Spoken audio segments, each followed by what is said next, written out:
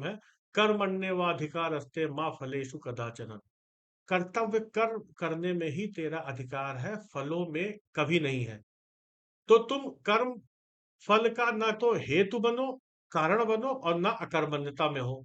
मतलब ना तो आपको अटैच होना है रिजल्ट से और ना ही उससे भागना है कि आप मत करिए।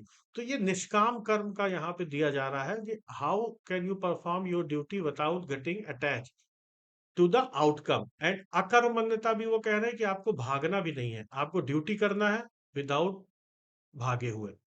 एंड एक American sports writer and famous poet थे गैटलैंड रीस, उन्होंने ये कहा था, it is not whether you win और lose, it is how you play the game. This is the very famous page.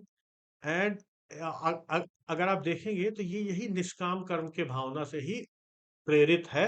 ये फ्रेज जो कि हम अक्सर यूज करते हैं कि गेम में पार्ट लेना is very important then win और लूज। जब आपको अधिकार दे दिया गया कर्म का, तो आपकी जिम्मेदारी भी आ गई है। ये भी हमें सबसे इंपॉर्टेंट करना है। व्यक्ति को जिम्मेदार बनने के लिए कृष्ण में सबको कर्म करने का अधिकार दे दिया। कर्म करने पर आपका अधिकार है, फलों की चिंता नहीं है। बट जब अधिकार है कर्म करने का, then responsibility and at the same time freedom to choose your action. आप में फ्रीडम है and freedom of expression and question, दोनों चीजें हैं जो कृष्ण भगवान अर्जुन से बता रहे हैं, जो कि है। तो कर्म करने में मेरा अधिकार है, इसलिए रिस्पॉन्सिबिलिटी भी मेरी है और सलह सही और गलत का फैसला भी मुझे ही करना है।